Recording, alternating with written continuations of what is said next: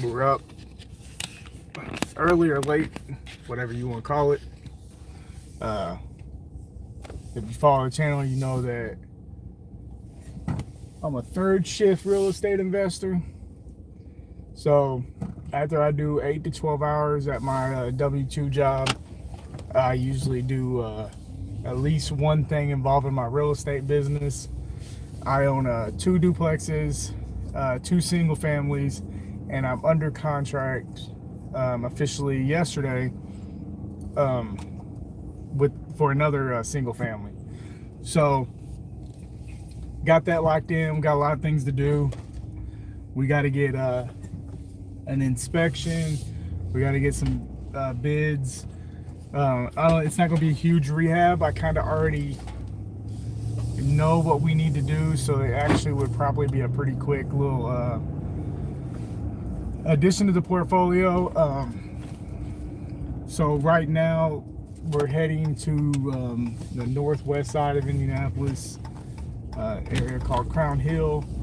I have some tenants moving in today, so I just went and made them copies of keys and got some last minute stuff that I needed to put over there. They needed a couple light bulbs, and I had previously forgot to do. These are all things that you can do on your own, or you could hire a property manager, maintenance man, or whatever. And I do feel like the more I grow, the more the need for property management is there, but I'm not quite ready to do that yet. So, you know, I'll eventually cave to it and spend the 10% or so that you pay to a property manager. I also have to drop some paperwork at another one of my properties where tenants got behind, and they say they're going to pay, but they're definitely 10 days late. And whether they plan on paying or not, I still issue a notice just to protect myself. I told them it's nothing personal, but I will be dropping it off today. I told them if they prefer me to hand it to them instead of me posting it on the door like I typically would, then I could do that. Hopefully they get everything taken care of, and we move on with that. They are coming towards the end of their lease, so I mean, if this behavior continues, I probably will not renew their lease. They've been pretty good for the most part, so I'm kind of giving them the benefit of the doubt. But you know, I've had things happen before. So yeah, so we're gonna head up here, drop these keys off, and take care of that business. And we have, like I said, a lot of stuff to do with the house we got under contract. We got to get insurance in place. We got to get, for next week, we're going to go ahead and get an inspection lined up, get some additional quotes, and all the fun stuff has to do with being a real estate investor. Make sure we have all the money set up for closing. We should close this property in about 14 days. So what is it, Wednesday the 13th or 12th or something like that? By somewhere like 24th, 25th, we should have this thing closed. And I think we should have it shining pretty fast. I mean, the inside of the property, I'll do a separate video, but the inside of the property is in pretty good shape. It's definitely going to need a new HVAC, a nice coat of paint, and it's a 3-bedroom, 1 bath. The bathroom's definitely going to need a new toilet, new vanity, a new tub. Nothing fancy. Get it looking nice, but it's not going to be like super fancy. So should be a pretty inexpensive repair. But that's why we get the inspection, because this house has been vacant on and off for about 3 years, maybe even longer than that.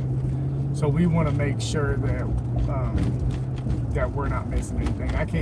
I can't see plumbing like an inspector would or a plumber would, so they'll go in there and they'll definitely make sure everything is taken care of. Now, inspections are not cheap, but I believe that they're necessary. So I definitely, if you don't have a construction background like me, or have had that opportunity to really get in there and look at things,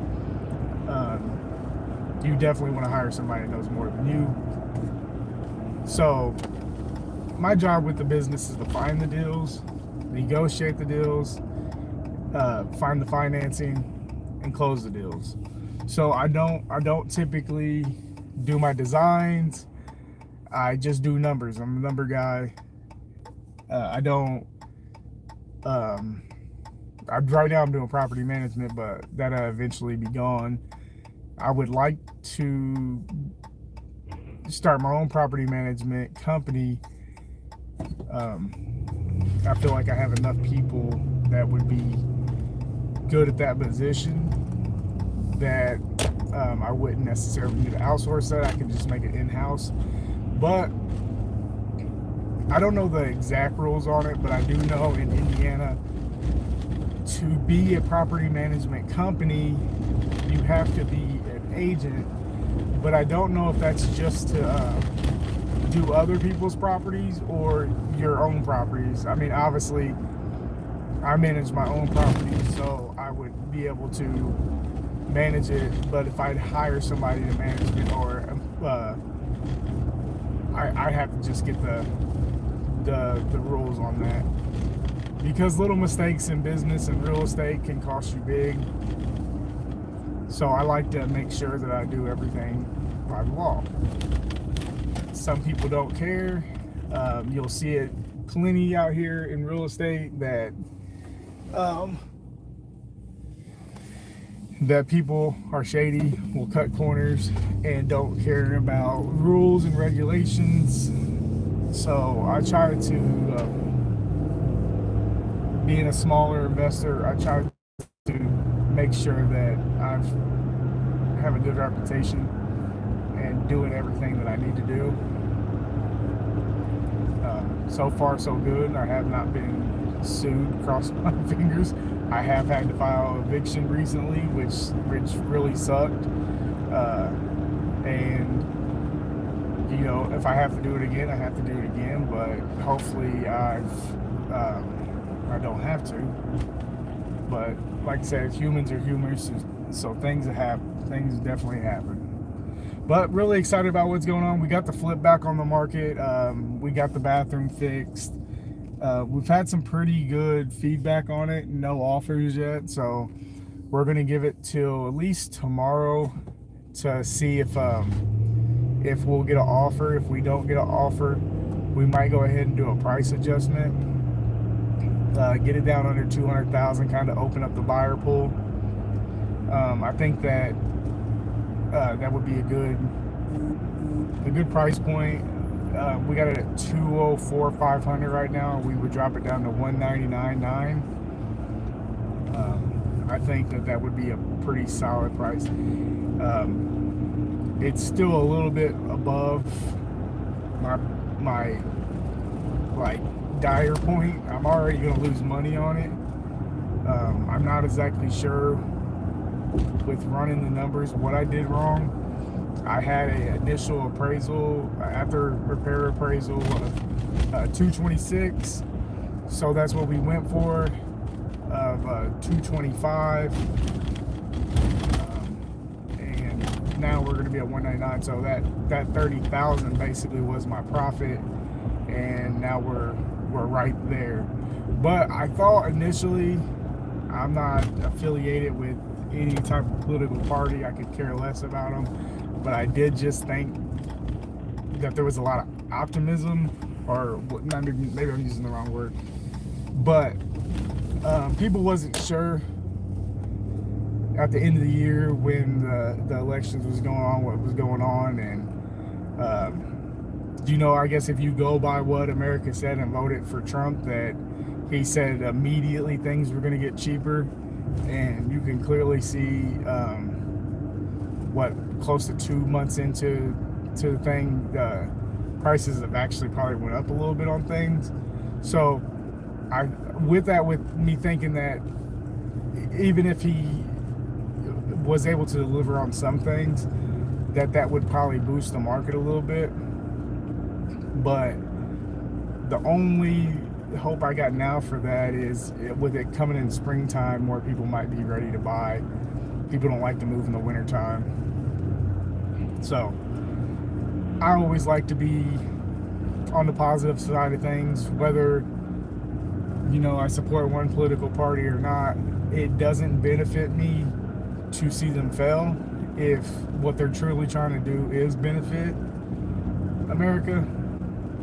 But I've lost faith in any politician caring about anybody, to be completely honest. If you disagree or agree, you can leave it in the comments. I know from previous videos, anytime I said anything political, I'm going to get called a liberal in the comments. I promise you. Even if you want to call me a liberal in the comments, go ahead and do it. I don't care.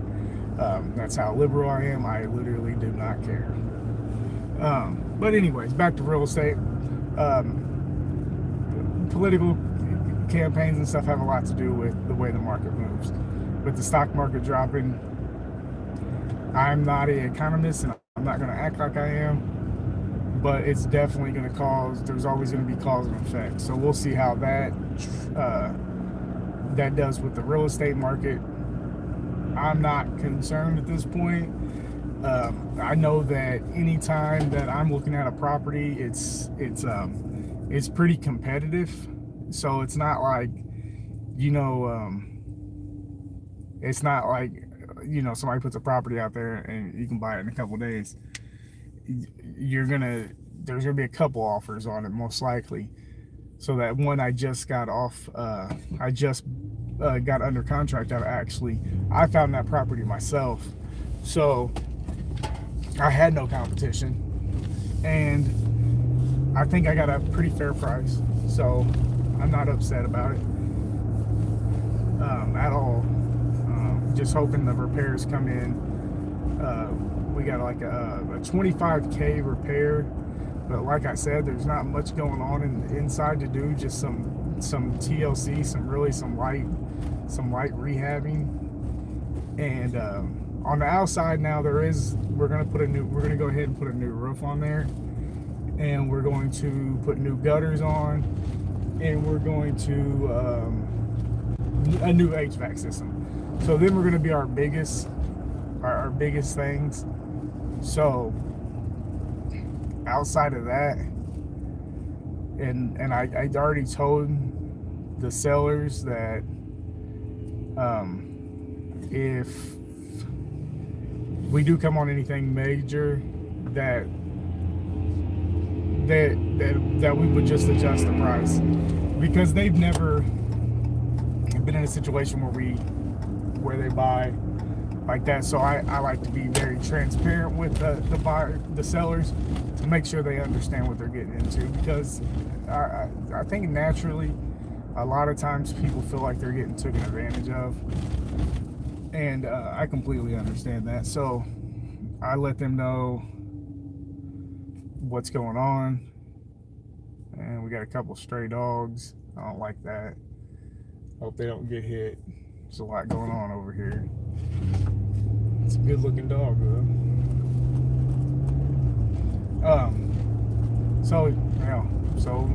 This should be a pretty quick transaction.